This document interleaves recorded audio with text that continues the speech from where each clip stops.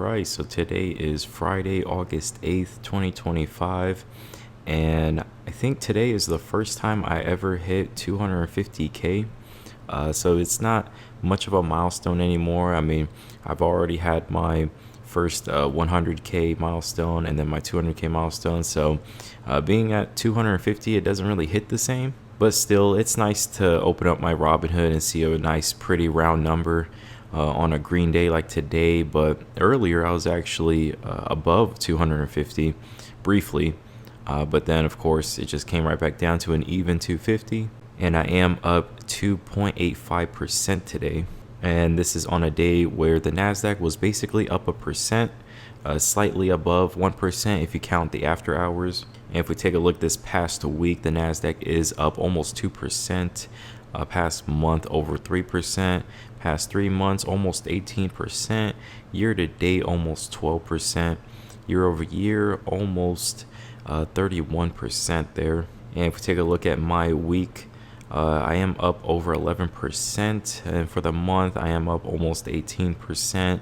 Past 3 months is 83%, year to date almost 103%, and then year over year I am up 269%, and of course of all time I am finally above 400%. And it seems like my Roth IRA is kind of taking a breather, which is perfectly fine because year to date it is up 70.5%.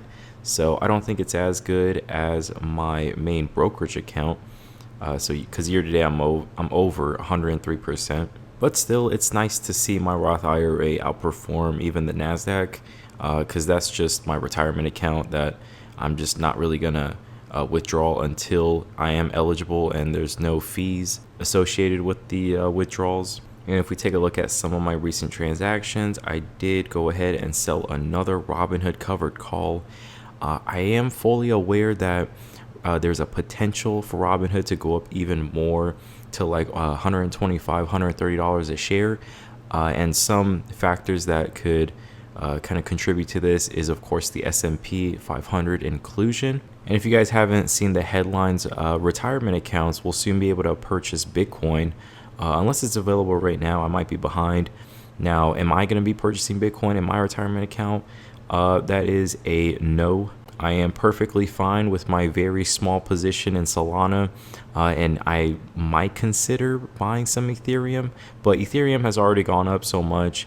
I believe it's at 4,000 right now, so I'm not really touching that. But when it comes to Bitcoin, I'm not really interested in Bitcoin, to be honest with you guys. I know a lot of people either hype up or have already made a lot of money off of Bitcoin, and if that's one of you guys, congratulations. But I just don't, Bitcoin doesn't really excite me, to be honest with you guys. I would much rather own something like Solana and Robinhood that's kind of like a derivative play on it.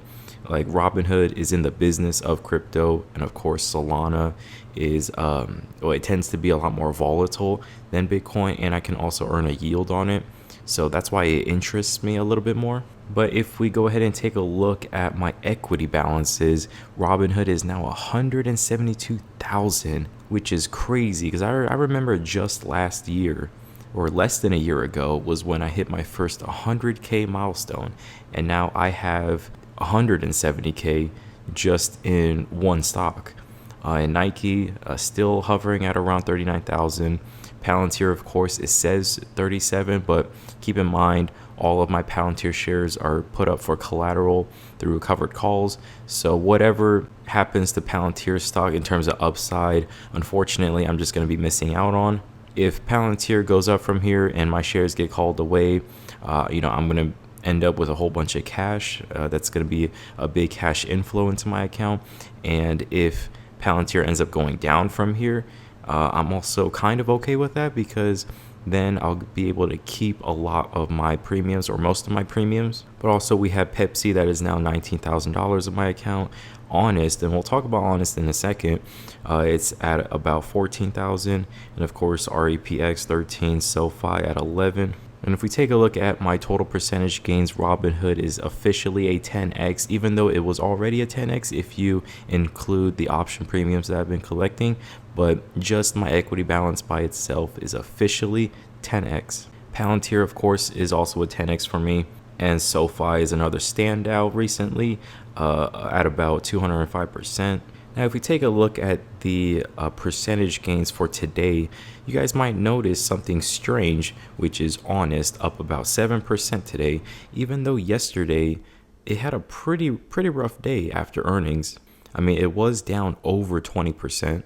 And just like what we've been talking about in these last few videos, it really seems like this earnings season, the market is very volatile and kind of screwy, where a stock will either do very good going into earnings and then it'll do bad, but then good again, or the stock will just not move at all, or the stock will go up, but it goes up very slowly compared to some other stocks.